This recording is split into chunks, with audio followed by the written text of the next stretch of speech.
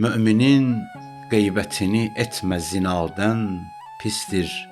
Bu əməl cümlə cəfa, cürmü xətadan pisdir. O qədər əhli xeyir var ki, xeyirdən yaxşı, o qədər əhli bəla var ki, bəladan pisdir. Şimrə lənət oxuyub, nəfsidən olma qafil. Şimrə lənət oxuyub, nəfsidən olma qafil. Nəfsi əmmarə ki var, şimri dəğadan pisdir. Şübhə yoxdur buna dünya özü pis yerdir, vəli aşiq olmaq bu fəna mülkə fənadan pisdir. Tutduğun əldə əsaya gecə gündüz şükr et. Əlsiz olmaq tutulan əldə əsadan pisdir. Müxtəlif sözdür vəli müştərəkül mənadır. Həm riya şirkidən, həm şirk riyadan pisdir. Düşmənin gülsə fənai üzüvə şad olma. Düşmənin gülsə fənai üzünə şad olma. Düşmənin mərhəməti lütfi cəfadan pisdir. Düşmənin mərhəməti lütfi cəfadan pistir. Bismillahirrahmanirrahim. Salam, əziz dəyərli tamaşaçılarımız. Mübarək Ramazan ayının bərəkətli rəhmət günlərində sizi xoş gördük. Yenidən Qumdanələri verilişimiz efirdədir. Qonağımız ilahiyyatçı alim Hacı Fariz Xanmədidir. Hacı, xoş gördük bir daha sizi. Allah razı olsun. Allah sizdən razı olsun inşallah.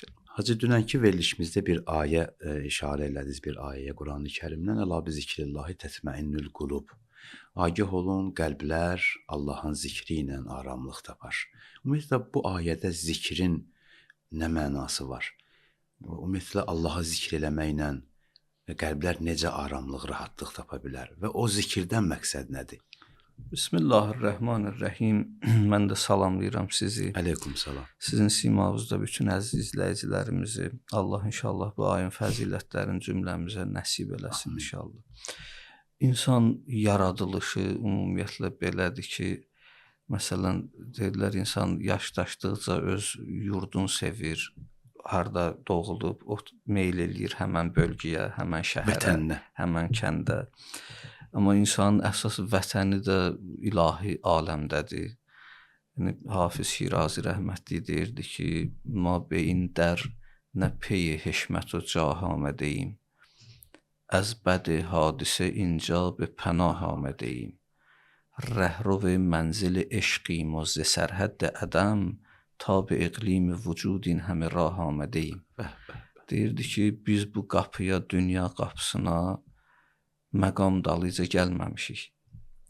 Şöhrət dalıca gəlməmişik, güc dalıca gəlməmişik. Bizim babamız Adəmə bir hadisə üz verdi. Biz bura sığındıq, pənah gətirdik bu qapıya. Bura pənah gətirəndən sonra rəhru və mənzili eşqim. Biz eşq mənzilinə tərəf gedirik. Kizi sərhəddə ədəm, yoxluq sərhəddindən tabi iqlimi vücudin həmi rah amədeyim. Varlıq iqliminə qədər hələlik gəlmişik. Bu özü Allahın lütfüdür. Şükür Allaha ki, varıq indi. Və addımlayırıq eşq mənzilinə tərəf, o mənzilə tərəf gedirik. Eşq mənzili oranın adını qoyur. Niyə? Deməli, bizim əsas vətən oradadır. İnsanın əsas yeri oradır ki, insan ora üçün darıxır. İnsan oranı bəzən xatırlayır. İnsan bəzən qəlbi sıxılır və bilmir sıxıntı nədəndir. Bu, biz indi deyirlər 9-cu aləmdəyik, Nasut aləmində, bu maddə aləmində ki, yaşayırıq. Buna qədər 8 aləm keçmişik, bu 9-cu aləmdir. İnşallah bir dəfə vaxt olsa onlara işarə eləyərik Allahın iznində. Biz gəlmişik bu aləmə. Biri gəlir İmam Baqir əleyhissalamın yanına, deyir, ağa, bəzən olur mən darıxıram, amma öyrənirəm, görürüm, hər nə qaydasında adam, qəlbim sıxılır. Məsələn, evim, eşiyim, hər şey yaxşıdır, amma yenə qəlbim darıxır, nigaranam, bilmirəm niyə belədir. Ağa onu buyurur ki, şiyyətuna xuliqu min fadili tinətina. Bizim dostlarımız, bizim torpağımızın, yaradılış torpağımızın artığından yaranıblar. O gil ki, artıq qaldı Əhl-i Beyt bədəninin torpağından, şiələr və əhl-i-beyt dostları ondan yarandılar. Ola bilər səninlə eyni torpaqdan yaranan kimsə dünyanın harasındasa narahatdır, o narahatçılığı sən hiss eləyirsən. İnsanoğlu əgər bu narahatçılığı hiss eləsə, başa düşsə, heç vaxtı heç kimin haqqına girməz. Ki insan bir-birinin narahatçılığını hiss edir. O Birləşmiş Millətlər Təşkilatının baş ofisinin girişində bir dənə şeir var. Sədi Şirazinin şeiridir. Sədi yazır ki, Bəni Adəm əzayı yekdigərənd. Kədər afəriniş zeyek qohərənd. Çu uzvi bedər davərəd ruzigar, digər uzvhara nəmanət qərar. Tu ki əz möhnət digəran biğəmi, nəşayət ki namət nəhənd adəmi. Nə boyda sözdür. Ey kaş Adəm oğlu bunu başa düşərdir. Adəm övladı, insan bir-birinin bədən üzvünə bənzəyir. Məsələn, mənim eyni bədən üzvlərinə bənzəyir. Məsələn, mənim bədənimin üzvləri var. Gözdür, burundur, qulaqdır, dişdir, əldir. İndi birdən diş ağrıyanda əl də narahatdır. Diş ağrıyanda da adamın başı da ağrıyır. Canını qoymağa yer tapa bilmirsən. Demək olmaz ki, başqa üzvlərə dişdir də ona əhəmiyyət verməyin, siz ağrı çəkməyin, acı çəkməyin. Onlar deyir, biz eyniyik, biz bədən üzvləriyik. Cismin rahatlığı pozulur da. Pozulur. Demək, bədən üzvünün birinə görə bütün üzvlər hamısı narahat olur. Deyir, əgər Adəm oğlu bir-birinin bədən üzvləri kimidirsə, əgər hamısı Adəmin bədən üzvləridirsə, atamız Adəmin bütün fərdləri onun bədən üzvüdürsə, niyə onun acısı səni incitmir? Deyir, tu ki əz möhnəti digəran biğəmi, sən ki başqasının acısından, möhnət çəkməsindən qüssələnmirsən, kədərlənmirsən, sənə biraz insan demək, adam demək çətin olar. Çünki üzvlər bir-birinin acısını duymalıydılar, başa düşməliydilər. Şəhid Mütəhhərinin bir dənə mühit və insan bəhsi var. Görəsən bu mühit şəxsiyyətdir ya şəxsiyyət deyil. Nə boyda bəhs eləyir gör. Məsələn, şəhid bəhs eləyir ki, mühit fərdlərdən təşkil tapır. Sən, mən, o, biz, hamımız bir yerdə oluruq bir dənə ictima, cəmiyyət. Cəmiyyət fərdlərdən təşkil tapır. Fərdlərdən təşkil tapandan sonra olur bir dənə şəxsiyyət. Özü bir şəxsiyyətə çevrilir. Artıq o özü şəxsiyyət olaraq qərar qəbul eləyir. Məsələn, bu günləri bizə beynimiz əmr eləyir ki, yemək lazımdır. Yemək istəyir. Siqnal gəlir ki, yemək lazımdır. Biz yemək istəyəndə əlimiz deyə bilməz mən yemirəm. O tabi olacaq. Gözümüz deyə bilməz mən yeməyə baxmayacam. Ağzımız deyə bilməz mən açılmayacam yemək üçün. Diş deyə bilməz mən onu sıxmayacam. Çünki artıq bütün üzvlər beyindən idarə olunur. Bir yerdən idarə olunur. Onlara əmr verilir ki, bunu eləməlisən. Mühit də belə olur. Şəxsiyyətə çevrilir. Cəmiyyət də şəxsiyyətə çevrilir, fərdlərdən təşkil tapır, olur cəmiyyət, ictima. Artıq fərdlərdən təşkil tapan cəmiyyət bir dənə hökm çıxardanda, fərdlər heç biri durub ona etiraz eləyə bilmir, mən bunu eləməyəcəm. Cəmiyyətlər düzgün formalaşmayanda, sağlam formalaşmayanda, cəmiyyətin içində olan sağlam adamlar da orada məhv olub aradan gedir. Necə ki, əl durub etiraz eləyə bilmirdi, mən yeməyəcəm. Beyin siqnal veribsə, yemək lazımdır. Əmri veribsə, prikaz gəlibsə yemək lazımdır. Cəmiyyətdə də mühit əmr verir. Mühit əmr verəndən sonra mühit əmr verir, deyir ki, məsələn bu gün bir sağlam, qeyri-sağlam cəmiyyətdə yaşayırıq. Boşanmaq mod düşüb yaşadığımız cəmiyyətdə. Təsəvvür edirsiniz, İslam ölkələrində boşanmaq bir həddə çatıb. Məsələn, bir dənə o gün baxıram 85 milyonluq İslam ölkəsində boşanma delaları məhkəməyə boşanmaq üçün müraciət edən 7 milyon dənə dela var. Bir dənə 85 milyonluq ölkədə. Təbiidir, bu 7 milyonluq delada 2 nəfər var. Bir ata var, bir ana var burada. Sən təsəvvür elə bir ata, bir ana olanda o delanı vur 2 olur 14 milyon. Yəni cəmiyyətdə 14 milyon iştirakçı var, məhkəmə iştirakçısı boşanmağa görə. Və indi bunların hamısının uşağı da ola bilər. Bəzisinin uşağı yoxdur. Siz nəzərdə alın bunların bir 5 milyon uşağı olsa. Təsəvvür edirsiniz, bir 20 milyon civarında 85 milyonluq cəmiyyətdə 20 milyon, 25 milyonluq zərər çəkənlər, stradat eləyənlər var. Həyəcanlananlar var. Bu məsələyə görə zərər çəkmiş qismində olan insanlar var. Boşanmaq Bu nəyə görə ortaya çıxıb? Gender bərabərliyini ortaya atıblar. Qadın hüquqlarını ortaya atıblar. Yalandan ha, biz qadın hüquqlarını neçə verilişdə danışmışıq. Feministlər filanlar çıxıblar, ortaya atıblar bu məsələlər. Və bu məsələlər ortaya çıxandan sonra artıq biz üstünük, biz beləyik, bizim hüquqlarımız qorunmalıdır və mən məcbur deyiləm bunu eləməyə. Mən məcbur deyiləm ərimə xidmət eləməyə, evdar qadın olmağa filan, ailə olmağa. Bunlar bizim məcburiyyətimiz deyil. Bu işlərdən təbii də həmişə belə deyil. Bəzən də kişilərin həvasranlığı ucbatından, kişilərin xoşgüzaranlığı ucbatından, öz həvəslərinə, nəfslərinə uymaları ucbatından və müəyyən səbəblərdən bu hadisələr ortaya çıxıb. Artıq birdən mühit formalaşıb. O mühit fədakar ana yetişdirmir. Artıq analar elə yetişir bu müasir mühitdə, heç kim özün qurban vermək istəmir.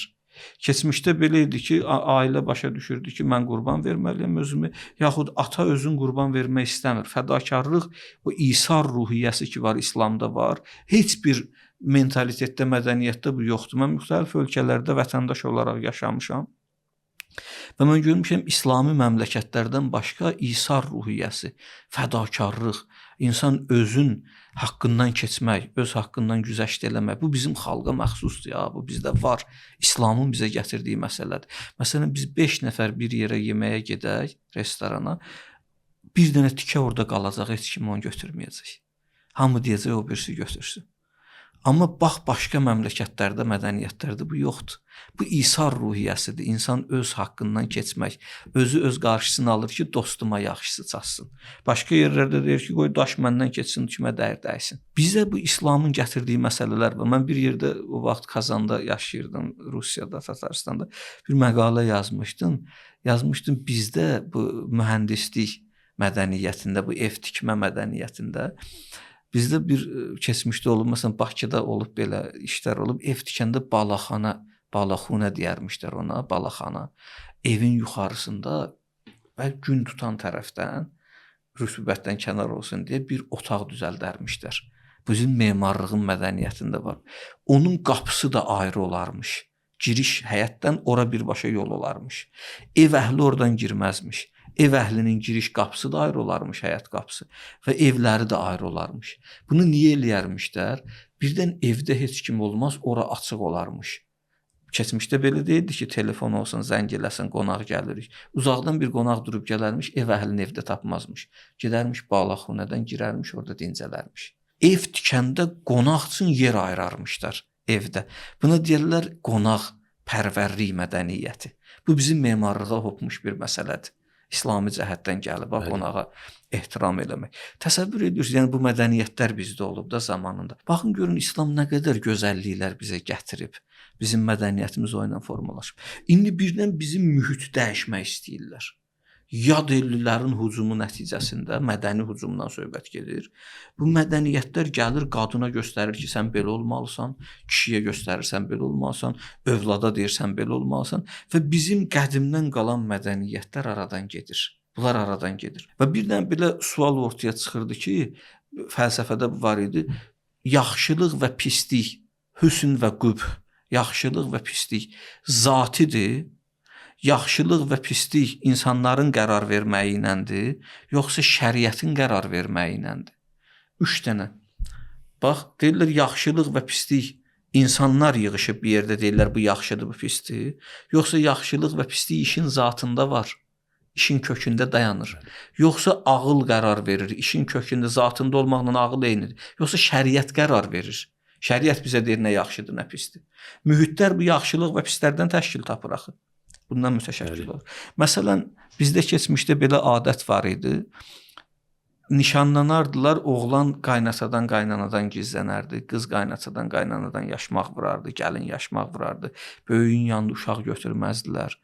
Çox maraqlıdır. Məsələn, Qafqazın bəzi tərəflərində, bəzi mənim bir tələbə yoldaşım var idi, Çeçen idi. Əbdülvahid adında yaxın dostumuz idi. Deməli, bu bizim bu tələbə yoldaşımız bunun övladı dünyaya gəlmişdi. Bir 2 ildir filan uşağın 2 yaşı zadı var. Deyirdi ki, mənim atamgil, biz qürbətdə idik də. Deyir, mənim atamgil bilmir mənim övladım olub. Və nədir, adı nədir, neçə yaşı var. Deyirəm necə, bəs siz bu mövzunu danışmırsınız? Deyir biz heç vaxtı atamıza, anamıza nə o tərəf, nə biz, yəni xanımım da biz də bu sözü deyə bilmərik. Bu bizdə çox qəbih sayılır və onlar haçan özləri bizi görəcəklər, onda biləcəklər bu məsələ necədir. Gör ha, artıq bir dənə mədəniyyət var, qədimdən qalıb və bu mədəniyyətlər keçmiş insanlar bunu öz təfəkkürlərində yaradıblar və bu mədəniyyətlər ailələrin qorunub saxlanılmasına xidmət eləyib. Və orada həya olub o mədəniyyətlərdə. O mənə danışırdı, deyirdi ki, keçmiş vaxtı ki, çeçenləri sürgün eləyirdilər. Bu repressiya dövründə bizim məsələn şairlərimizi filan, alimlərimizi 37-ci ildə onlarda da həmin vaxtı repressiyalar olub da. Deyir, onlar gətirilmişlər qadınları, kişiləri vaqonda bir yerə salırmışlar. Kişilər öz istəklərin ifraz eləmirmişlər, yəni su başına getmirmişlər. O qədər özlərini qoruyurmuşlar və sıxıntıdan ölürmüşlər. Bilirsiniz bu nə deməkdir? Yaxud məsələn bizim Əhməd Cavadın xanımı Şükriyə xanım, mən onun haqqında bir məqalə yazmışdım bir dəfə. Adam o da sürgünə gedir. Sürgünə getdiyi dönəmdə, yəni təsəvvür eləyin, o qədər özünü qoruyur. Xanım Zeynəb İsmətin riayət eləyir. Ona deyirlər ki, sən Əhməd Cavaddan imtina elə. Biz səni göndərməyəcəyik sürgünə. Təlaq al, imtina elə. Deyir, mən bir dəfə atamın ləyaqətini ayaqladım, deyir. Düz eləmədim bəlkə də. Əhmədlə evləndim. Həmən vaxt atam ona razı deyil. Amma mən heç vaxt Əhmədin ləyaqətini ayaqlamayacağam. Mən özümə bu sözü vermişəm. O mənim ağamdır. Təsəvvür edirsiniz və özün qoruyur. Deyirlər, o murdar vururmuş bədəninə. Şəmkirdəndilər də onlar belə kökən. Allah ruhunu şad eləsin ikisinin də. Və o ilə olan qadın bir yerdə sürgün aparılan qadın nəql edir. Deyir, o gedirdi, o murdardan üstünə vururdu, deyirdi, o mühafizəçilər ki, bunlar aparırlar, onlar iyrənsinlər, iyrənirdilər ondan deyir. İyrənsinlər və Əhməd Cavadın namusunu qorumaq istəyirdi. İstəyirdi ki, onun namusu ləkələnməsin. Təsəvvür edin, birdən elə mədəniyyət var və mühit və cəmiyyət o mədəniyyətlə formalaşır. O mədəniyyətdə nə təlaq olmur, nə boşanma olmur. Orada heç nə baş vermir də. Elə bir fədakar qadın var, bir fədakar kişi var. O mühit çevrilib şəxsiyyətə. O mühitə gələn insanlar hamısı o mühitə tabe olmaq istəyir. Məcburdur tabe olmaq. Bir dənə elə mühitdən çıxmış adamlarıq, gəlmişik bir dənə başqa acınacaqlı bir vəziyyətə düşmüşük və burada da bir dənə başqa mühit yaranıb. Artıq bu mühit bizə təsir edir. İndi biz burada araşdırmalıyıq. Görəsən o mühitin olan qanunlar və bu mühitdə olan qanunlar ümumiyyətlə bunları şəriət bizə öyrədib. Yoxsa bunları bizim ağlımız deyib belə eləmək lazım. Ya şəriət, yoxsa ağıl, yoxsa mühit. Nə öyrədib bizə? Deyirlər, bəzi əməllər var. Onları bizə ağıl öyrədir ki, bu hələ belədir zatən. Yalan danışmaq pisdir. Düz danışmaq yaxşıdır. Düz danışmaq yaxşıdır, bütün mühitlərdə yaxşıdır. Onu artıq o düzlüyü, həqiqətin yaxşı olmasına, yalanın pis olmasına ağıl hökm eləyir. Bütün cəmiyyətlərdə bu belədir.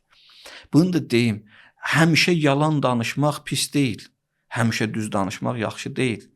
Bəzi yerlərdə sən bilirsən ki, yalan danışmağın xeyri var. Yalan danışmaq məqsədə uyğundur. Əlbəttə burada məqsəd puldan getmir, söz maddi məsələlərdən getmir. Səd Şirazinin Gülüstanında bir dənə söz var idi. Deyirdi, duruğ məsləhət amiz behəz rasti fitnə əngiz است. Məsləhətli yalan fitnə qaldıran düzdən yaxşıdır. Hindistanda ingilislər gəldilər, oranı müstəmləkə elədilər. Müstəmləkə eləyəndən sonra dedilər, biz bu xalqın fikrini dəyişməliyik. Bir yer, bir xalq başqa bir qüdrət tərəfindən müstəmləkə olunanda onun təfəkkürü və mədəniyyəti dəyişilməsə, heç vaxtı onlar o xalqa hakimiyyət eləyə bilməyəcəklər. Necə ki, Sovetlər Birliyi dönəmində, onlar 50 il, 60 il, 70 il, yenə də o xalq gələcək öz müstəqilliyin qazanacaq. Əlhamdülillah ki, bu müstəqillik bizə nəsib oldu, şükür Allah. Hindistanı müstəmləkə eləmişdilər. Müstəmləkə dönəmində dedilər ki, bunların mədəniyyətlərini dəyişməliyik ki, burada hakimiyyət eləyə bilək. Gəldilər məktəblərdə Sədinin Gülüstanı tədris olunurdu. Dedilər, bu Gülüstanı çıxartmalıyıq, dərslikdən. Cəmaət etiraz edilər, dedi, niyə çıxardırsınız? Dedilər, Sədi sizin uşaqlarınıza yalan danışmağı öyrədir. Dedilər, necə? Dedi, o da Sədinin Gülüstanında deyir ki, yalan düzdən yaxşıdır. Sədi elə demir axı. Bunlar onu özləri öz təfsirləri ilə təfsir elədilər, tövcih elədilər. Sədi deyir, məsləhətli yalan fitnə qaldıran düzdən yaxşıdır. Peyğəmbər buyurur ki, ən gözəl səfər 2 dənə mömin ki, bir-birindən inciyiblər, onların arasını barışdırmaq üçün qədəm götürülən səfərdir. Nə gözəl səfərdir. Sən gedirsən 2 dənə mömini bir-biri ilə barışdırasan. Sədi deyir ki, görsən 2 dənə mömin bir-birindən küsüb, biri gəlir sənə deyir ki, onu gördüm, öldürəcəm. Sən gəlirsən bunun yanına, bu da deyir ki, o bilirsən nə pis adamdır, məni öldürmək istəyir. Elə bilir mən onu buraxaram, mən ona can verərəm, mən onu ondan qabaq öldürəcəm. Sədi burada deyir ki, sən buna denən ki, o sənin haqqında bu fikirdə deyildi. Amma o deyirdi, mən ona dua eləyirəm. Mən istəyirəm ki, Allah mənim məhəbbətimi onun qəlbinə salsın. Deyir, düz deyirsən. Yalan deyir, amma bu yalan fitnə qaldıran düz ki, desəydin, hə düz eləyirsən. Qanın qabağını alırdı. Bax, deyirdin buna ki, sən hə düz deyirsən, o da səni öldürmək istəyir elə. Gör, nə olardı? Burada məsləhətli yalandır əslində, amma yalan hər yerdə pisdir. Düz hər yerdə yaxşıdır. Bəzi yaxşılıqlar və pisliklər var, onlar zatidir deməli. Sosioloqlar belə deyirlər. Bəzi yaxşılıqlar, pisliyi var, onu bizə din öyrədir. Deyir, belə eləsin, sənin üçün yaxşı olar. Məsələn, deyir ki, oruç tutun. Əslində ac qalmaq bizim üçün yaxşı deyil ki, biz deyirik ki, niyə ac qalaq? Yemək istəyir hamısı. Amma Quran deyir ki, kutibə aleykumus-siyam kəma kutibə aləl-ləzina min qablikum. Oruç sizə vacib edilib. Necə ki, gör nə nəvazişlə deyir psixoloji cəhətdən. Elə xoşum gəlir bu ayədən. Deyirəm Allah təbarək və təala onlara deyir ki, nəvazişlə deyir ki, sizə oruc vacib edilib. Bu çətin məsələdir, ac qalmaq filan Ərəbistanda, isti havalarda. Deyir kəma kutibə aləl-ləzina min qablikum. Sizdən qabaqçılara. Bu psixologiyadır. Nə gözəl bəyan edirdi. Sizdən qabaqçılara da vacib edilmişdi. Onlar da oruç tuturdular. Axırda deyir ki, ləəlləkum təttəqun. Ümid edirəm ki, bu oruc sizə təqva gətirəcək. Siz təqvalı olacaqsınız. Artıq bu orucun yaxşı iş olmağı bizə şəriət öyrətdi. Şəriət bizə başa salır. Deməli, orucun yaxşılığı şər'idir. Başa düşdünüz? Məsələn, deyir ki, qumar oynamayın. Niyə? Çünki orada xeyir yoxdur. Onun xeyirsiz iş olmağın Quran bizə öyrədir. Yəni deməli bu şər'idir. Bunun pisliyi şər'idir. Misal vururam da, bəzi yaxşılıqlar və pisliklər əqlidir, bəzi yaxşılıqlar və pisliklər şər'idir, bəzi yaxşılıqlar və pisliklər də mühitdən qalxır. Mühitdən qalxır. Mühitdən qalxan yaxşılıq və pislik o dediyimdir. Məsələn, deyir ki, uşağı ağsaqqal yanında uşaq qucağına götürməzdi gəlinlər. Mühitdən qalxmışdı. Bunun şər'i kökü yoxdur, əqli kökü də yoxdur. Əlbəttə dərinliyə gedəndə buna bir əqlani və şər'i kök tapmaq olar. Ədəb qaydalarına filan, vasitə ilə buna nəsə tapmaq olar. Həya filan prinsipləri. Amma əslində bunun bir şər'i və bunun bir əqli kökü birbaşa yoxdur. İndi gör Marks nə deyirdi? Kommunistlər ki, gəlirdilər bizim mühitimizi zayə eləmək istəyirdilər. Deyirdilər, yaxşılıq və pislik hansı mühitdən qalxıbsa, o mühitdə mötəbərdir. Başqa mühitdə mötəbər deyil. Niyə? Çünki yaxşılıq və pislik mühitindir. Mühitdən qalxır. Amma yaxşılıq və pislik 3 hissəyə bölünür. Onun əqlisi var, onun şər'isi var, onun mühitdən qalxanı yaxşılıq və pisliyin 10%-dir. 90% yaxşı və pis adlandırdığımız məsələlər ya şər'i kökü var, ya əqli kökü var. 10% mühitin təsiri altındadır yaxşılıq və pislik. Bunlar bu 10%-i qabardmışdılar. Yəni ürf də bura daxildir hacı. Ürf də bura daxildir. İmam Sadiq əleyhissalam bu ürfü nəzərə almaq lazımdır. Bəli, ürfdə o ürf ki, onun Ayətullah Xoyunun o vaxtda fikri var. Seyyid Əbülqasım Xoy deyir ki, oradakı İmam Sadiq əleyhissalam deyir, ürfü nəzərə almaq lazımdır. Ürfün əgər əqli kökü olsa, şər'i kökü olsa, ürf mötəbərdir. Yoxsa heç bir əqli və şər'i kökü olmayan ürf bizə lazım deyil. Ümumiyyətlə biz üçün mötəbər deyil. Niyə? Çünki indi bizim üçün bir ürf yaradıblar. O ürf nə ağla uyğundur, nə şəriətə uyğundur. Dünyanın hər yerində. Siz təsəvvür eləyin, məsələn, bu günləri bizim ürfümüz əgər valideynə ehtiram ürfüdürsə, biz onu nəzərə almalıyıq. Yox, valideyni aparıb qocalar evinə qoyan ürfdürsə, biz onu nəzərə almamalıyıq. Təsəvvür edin, görün nə boyda sözdür. Mən Türkiyədə idim. Onlar gördüm, qocalar evinə deyirlər huzur evi türk dilində. Məsələn, mən Türkiyədə yaşamışam, biz eyni millətik də, eyni adamlarıq. Mədəniyyətimiz eyni, dinimiz eyni, xalqlarımız eyni, hər nəyimiz eynidir. Biz onlardan fərqli bir şey yoxuq ki, eyniyik. İkimiz də eyniyik. Mən gördüm, indi dildə bəzi ləhcələr var da, fərqlər var. Gördüm, orada deyirlər qocalar evinə, biz qocalar evi deyirik, onlar deyir huzur evi. Yəni onun adını qoyublar huzur evi ki, qocalar orada huzur tapsın da. huzur tapsınlar. Bu söz mənə təsir elədi. Açığı. Dedim, axı qoca necə orada huzur tapa bilər? Bu mümkün deyil axı. Qocanın huzuru, ixtiyarın huzuru öz nəvələrinin yanında olar. Öz ailəsinin yanında olar. Artıq insanlar üçün bir dənə mühit yaradıblar. Övlad, uşaq hamısının başı qarışıb başqa məsələlərə, işə, gücə, pul qazanmağa, dünya qazanmağa bunlara baş qarışıb, valideynlərə vaxt ayırmaq yaddan çıxır. Mən buna diqqət eləmişəm. Bizim qocalarımızın ən böyük ehtiyacı ünsiyyət ehtiyacıdır. Mənusluq ehtiyacıdır. Qocalar bir yaşdan sonra onlarla heç kim mənus olmur. Onlar tək qalırlar və təklikdən onların həyat sevgisi sönür. Həyata maraqları ölür. Həyat, məsələn, insan xəstələnəndə onu ən böyük xilas edən məsələ həyat sevgisidir. İnsanın həyat sevgisi nə qədər yüksək olarsa, mutluluq hormonu, kortizol hormonu nə qədər yüksək olarsa, insan o qədər xəstəliklərlə mübarizə apara bilər. Əgər həyat sevgisi sönübsə, həyat marağı yoxdursa, o ölüm istəyir özü üçün. Onun yaşamağa marağı da olmayacaq. Nə qədər də müalicə olunsa. Nə qədər də müalicə olunsa təsir bağışlamayacaq. Deməli, söz buradadır ki, huzur evi, insanın huzuru öz ailəsinin yanındadır. Əgər o mədəniyyət varsa, ata başın tacıdır, evin böyüyüdür. Atanın məsləhəti, atanın təcrübəsi. Əleyhissalam buyurur ki, "Ət-təcarubu elmun mustafadun." Təcrübələr istifadə olunması elmlərdir. Övlad nə qədər indi başlayır addım-addım öyrənməyə, ata onların hamısının keçib təcrübəsi var. O təcrübələrdən istifadə eləsin, müvəffəq olacaqsan. Onlar istifadə olunmalı elmdir. Biz gətirib onları o yaşda aparıb qoyuruq qocalar evinə. Çox təsirli vallahi. Mən o qocalar evində olanlardan sözlər, onların həyatından oxuyuram, xatirələrini oxuyuram. Keçən dəfə Avropada bir yerdə bir qocanın yazısını oxudum. Gedirmiş, maşın vurur bunu. Maşın vurur bu kişini, qoca kişidir. Aparırlar xəstəxanaya bunu. Deyir, qızım tibb bacısına deyir, tez mənə müdaxilə elə, mən getməliyəm. Saat 9-da səhər-səhəri. Mən filan yerdəki qocalar evində olmalıyam. Xəstəxana tipli qocalar evində. Deyir ki, biz ora xəbər verərik, siz narahat olmayın zat. Deyir, yox, xəbər verməklə bilinməz. Deyir, niyə gedirsiniz ora? Deyir, mənim xanımım oradadır.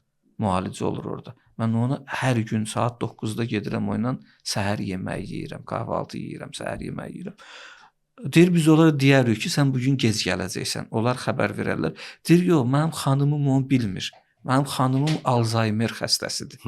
Mənim xanımımda unutqanlıq var, heç kimi tanımır o. O heç məni tanımır. Bu xanım təəccüblə belə qalır, deyir, o səni tanımırsa, sən niyə hər gün 9-da oyna yemək yeyirsən?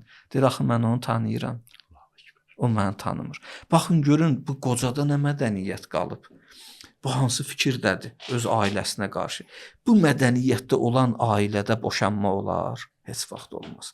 Bu təfəkkürdə olan ailədə, ailə öz xanımına belə baxan və öz ağasına belə baxan xanımda bu təfəkkürlə yaşayan mühit formalaşsa, o mühitdə boşanmalar necə faiz olar? İmkansızdır. İndi artıq mühit dəyişdirilib, mühitdə yaxşılıq və pislik, pis mühitdən qaynaqlanan yaxşılıq və pislik olub.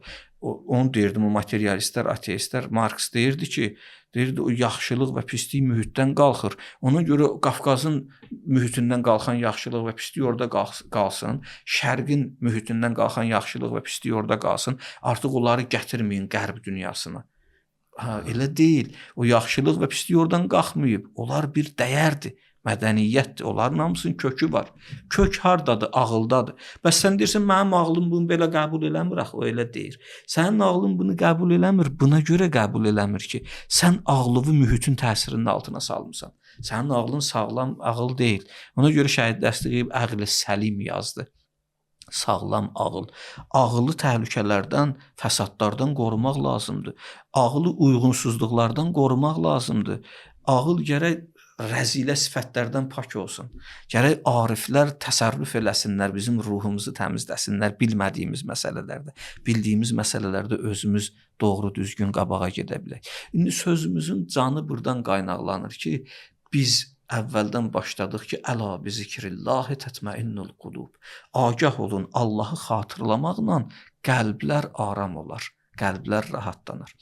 Bu rahatçılıq insan özü tanıyandan sonra başlayır. İnsan öz acizliyini biləndən sonra başlayır. İnsan Allaha nə qədər möhtac olduğunu biləndən sonra başlayır. Elə ki, insan Allaha ehtiyacını başa düşür. Biz keçən verilişlərimizin birində bir söz demişdik. Allaha möhtac olduğunu biləndən sonra bəşər, Allah onu özündən başqa heç kimə möhtac eləmir. Mənə sual göndərdilər. Gördüm, sual göndəriblər ki, onda biz vasitələrlə Allaha tərəf getməyək. Vəsilələr axtarmayaq Allaha tərəf. Biz bilək ki, sırf Allaha möhtacıq. Gördüm ki, məsələ tam aydınlaşmayıb olar üçün. Bu demək deyil. Allaha möhtaclığı bilirsən, amma Allaha tərəf gedəndə vasitələrlə gedirsən. Qapılar Allah qoyub sənin üçün. O vasitələrdən biri elə bu zikir qapısıdır. Bu zikir qapısı Allah müsəbbibül əsbabıdır. Bunu belə bilmək lazımdır. Bütün səbəblərin kökündə Allah dayanır. Allahdır. Baxın, məsələn, bizim üçün Allah təbarək və təala qapılar yaradıb. O qapılardan biri də zikir qapısıdır. Bizə deyib ki, zikirlə, namazla mənə yaxınlaşın. Riyazətlə, orucla mənə yaxınlaşın. Biz bu ehtiyacı başa düşürük. Amma Allaha tərəf yaxınlaşmaq üçün ibadət edirik. Bu ibadət özü bir vasitədir. O qardaş ki, yazıb sual soruşur ki, bəs onda vasitələrlə Allaha tərəf getməyək. Yəni siz deyirsiniz, ehtiyacı başa düşdün, Allah səni başqa heç kimə möhtac eləməz. Vasitələr də Allahdan gücünü alırlar. Onlar hamısı Allahın təcəllasıdır, Allahın zuhurudur. İnsan dərinliyinə... Sadəcə müstəqil bilmək olmaz onlar. Müstəqil bilmək olmaz. Biz dərinə gedəndə görürük ki, onlar hamısı Allahın huzuru və zuhuru var onlarda. Bir Uşo adında bir yazıcı var. Hind irfanında böyük nailiyyətlər qazanan bir adamdır. Kitabları da çox fəlsəfi və sosioloji kitabları var və kitabları da çap olunur müxtəlif dillərdə. Bəzi yaxşı sözləri də var, bəzi pis sözləri də var. Məsələn, yaxşı Əleyhisselam buyurur ki, kəlimətü haqqin turadu bihəl batil. O bir haqq söz idi, amma ondan batil istifadə edirdilər. Sən batili sübut eləmək üçün o haqqa istinad elədin. Haqq dedin belə deyil, sonra məqsədin başqa söz idi. Başqa nəticə almaq. O deyir ki, bəyəm Allah aləmdə təcəllə eləməyib. Allah bütün varlığın üstündə zuhur tapmayıb. Allah bütün varlıqda hopub. Bütün varlıqda Allah var. Onlar deyirlər, Allah bütün varlıqda zuhur eləyib. Allah bütün varlığın içində öz əksini tapıb. Yəni, bütün varlıqda Allahın əksi var. Allah bütün varlıqda görünür. Onların Hind irfanında bir hulul nəzəriyyəsi var. Bizdə isə təcəllə nəzəriyyəsi var. Hulul nəzəriyyəsi budur ki, deyir, Şotako atasından soruşdu ki, Brahman hardadır? Brahman onların Allahıdır, məbududur. Şotako irfan əsərin yazanın oğludur. Atasına deyir ki, Brahman hardadır, Allah hardadır? Bizdə də var, deyir, Zemadər porsidəm axarin xuda kist? Ki həm dər xanəyi ma həst o həm nist. Anamdan soruşdum ki, bu Allah kimdir? Həm bizim evimizdə var, həm yoxdur. Yoxdur, mən bir pis iş görəndə deyirsən ki, Allah görür ha. Deyirəm, hardadır, uşaq olanda belə olurdu, Allah baba görür. Deyirəm, hardadır, göstərə bilmirsən. Deyirsən, buradadır, həm də burada deyil. Uşağın dilindən soruşur. Gözəl bir fəlsəfədir. O da deyir, soruşdu, Allah hardadır, Brahman hardadır. Deyir, o dedi ki, bir su qabına duz tök qoy, gəl yat. Bu duzu tökdü su qabına, gəldi yatdı. Səhər dedi, get su qabındakı duzu gətir, bardaqdakı duzu gətir, stəkandakı duzu gətir. Uşaq gəldi, baxdı, gördü, duz suyun içində həll olub, aradan gedib. Dedi, burada duz yoxdur artıq. Dedi, üstündən daddı, nə görürsən, duzlu su, dibi duzlu su, ortası duzlu su. Dedi, Brahman da belədir, varlığın içində həll olub belə. Hulul nəzəriyyəsidir bu. Amma bizim alimlər deyirlər, bunu Uşo yayır bu nəzəriyyəni. Bizim alimlər deyirlər, bu düz deyil. Allah duzun suda hopmağı kimi varlıqda hopmayıb. Niyə? Çünki duz artıq müstəqil duz yoxdur. Duz aradan gedib suyun içində əriyib. Əgər biz hulul nəzəriyyəsini qəbul eləsək, onda mənası bu olur ki, Allah varlığın içində hopub, müstəqil Allah yoxdur. Allah bütün varlıqda var. Hər varlıq Allahdan bir parça daşıyır. Onda belə olar. Amma müstəqil Allah olmaz onda, əstəğfurullah əzim. Bu düz deyil. Bizdə təcəllə nəzəriyyəsi var. Təcəllə budur ki, müstəqil Allah var və hər varlıq Allahdan bir hissə pay aparıb özündə zuhur elətdirib, təcəllə eləyib. Allah onda təcəllə tapıb. Necə deyir? Ha aliyyun bəşərun keyfə bəşər, Rəbbuhu fihi təcəllə və zəhər. Əli necə bəşərdir, Allah onda təcəllə eləyib və zahir olub aşkara çıxıb. Deməli, bu zuhur və təcəllə nəzəriyyəsi bizdə var. Olar ki, biz onları vasitə kimi istifadə edirik. O da buna görədir ki, Allah onlarda təcəllə eləyib. Allah onlarda zahirə çıxıb. Allah bütün varlıqda Allah təcəlli edib. Allahu musavviru kulli şey. Allah bütün varlığın təsvir verənidir. Biz sadəcə o mətlədə, ilahi mətlədə gərək baxaq varlığa. Onda varlıq bizim üçün vasitəyə çevriləcək. Onda deyir ki, niyə bu varlıq aləmində düşünmürsüz? Quran deyir. Varlıq aləmində düşünsüz, görərsiniz ki, bunlar hamısı yusabbihu lillahi ma fis semavati vel ers. Allaha təsbih deyir, zikr eləyir Allahın adın bütün varlıq. Allah rəhmət eləsin Əllamə Həsənzadə Amili nə deyirdi? Deyirdi əşyanın dilindən, varlığın dilindən bizə belə deyirdi. Ma səmiim, ma bəsirim, ma xoşim, ba şuma naməhrəm, ma xamuşim. Siz naməhrəmsiz, biz sakit görürsünüz bizi. Biz xoşuq, biz rəqs eləyirik ilahi musiqilərin sədası altında. Sadəcə siz bizi görə bilmirsiniz. Niyə? Çünki siz özünüzə bir hicab çəkmişsiniz. Naməhrəmsiz bu sirrlərə bir hicab çəkmişsiniz. Ona görə buyurur ki, varlığa bax, görəcəksən təsbih deyirlər. Varlığa bax, özün də təsbih deyəcəksən, zikr eləyəcəksən. Zikr eləyəndən sonra qəlbin başlayacaq aramlıq tapmağa. O böyük arif, böyük şəxsiyyət, mərhum Şahabadi ki, irfan elminin əjdahalarından idi. Mərhum Şahabadi deyir, 10 gün bir yerdə mənbərə çıxmışdı, moizə eləmişdi. Cəmaatda yığışıblar, bundan istifadə edirlər. Birinci gün başlayanda, moizəyə başlayanda dedi, 10 gün sizin üçün danışacağam. Yazın, qeydiyyat aparın, 10 gündən sonra sizdən imtahan alacağam. İmtahan alacağam, kim imtahandan qələbə çalsa, ona ən çox istədiyim kitablardan hədiyyə eləyəcəm. Tələbələr də yığışırlar, pay mənbərində otururlar, qulaq asırlar. Ustad başlayır danışmağa, danışır, 10 gün tamamlanır. 10 gündən sonra axırıncı gün deyir, indi imtahan zamanıdır. Mən istəyirəm sizi imtahana çəkəm. Tələbələrindən biri bu hadisəni nəql edir, danışır. Deyir, mən də hamısını əzbərləmişdim, yazmışdım, bütün mənbərini əzbərləmişdim. Nə desəydi, cavabını verəcəkdim. Deyir, özümü düzəltdim, dedim, mən hazıram. İmtahanı hazıram, sualları cavablandırmaq. Dedi, yaxşı, mən indi bir neçə dənə təkbir deyəcəm. Siz görün elə qəlbləriniz titriyir ya yox. Mən sizə birinci gün bir ayə oxudum. Deyir ki, İza zukirəllah, elə ki, Allah onların yanında zikr olunar və tuliyət ayatu, ilahi ayələr onlar üçün tilavət olunar, vəcilət qulubuhum, onların qəlbləri cilvələnər, titrənər, qəlbləri əsər, ilahi rəhməti, məhəbbəti qəlblərində hiss eləyərlər. Deyir, mən sizə bu ayəni oxudum və 10 gündür sizə irfan və mərifət danışıram. İndi istəyirəm sizi imtahana çəkəm. Mən bir neçə dənə təkbir deyirəm, Allahı zikr eləyirəm, ilahi ayələrdən sizə danışıram. Görün elə qəlblərinizdə bir titrənmə əmələ gəlir ya yox. Şagird deyir, gördüm ustadın imtahanı başqa imiş. Ustad məndən nə isə soruşmurmuş. Məni yoxlayırmış. İnsan ki, ilahi zikirləri başlayır deməyə, onun zikirlər onda təcəlli eləməlidirlər. İlahi zikirlər onda özün göstərməlidir. Yəni, bir nəfər adam, Ramazan özü ilahi zikirdir. Bu ay özü ilahi zikirdir. Niyə deyirsən, bu ayda nəfəsin zikirdir. Ənfasukum fihi təsbih. Nəfəsləriniz bu ayda zikirdir. Nawmukum fihi ibadə, yuxularınız ibadət. Deməli, sən yatanda ibadət halındasan. Sən gəzəndə, nəfəs alanda ibadət halındasan. Sən görə o ibadət, o təsiri sənə buraxıb, sən oruç tuta-tuta kiminəsə savaşırsan, kiməsə bədbira deyirsən, pis danışırsan, pis deyirsən. Oruç tuta-tuta kimisə işindən eləyirsən, kimisə ailəsinin çörəyindən eləyirsən. Sən oruç tuta-tuta Allah uzaq eləsin. Oruç tuta-tuta kimisə haqqını yeyirsən, kimisə malı əlvə çatıb hesab kitabını düz aparmırsan. Bunlar hamısı oruç tuta-tuta ilahi huzurda baş veribsə, deməli sən zikirdə deyilsən. Ramazan zikirdir. Sən zikirdə deyilmişsən. Sən oruç tuta-tuta qeybət eləyirsən. Sən deyirsən ki, zina orucu batil eləyər.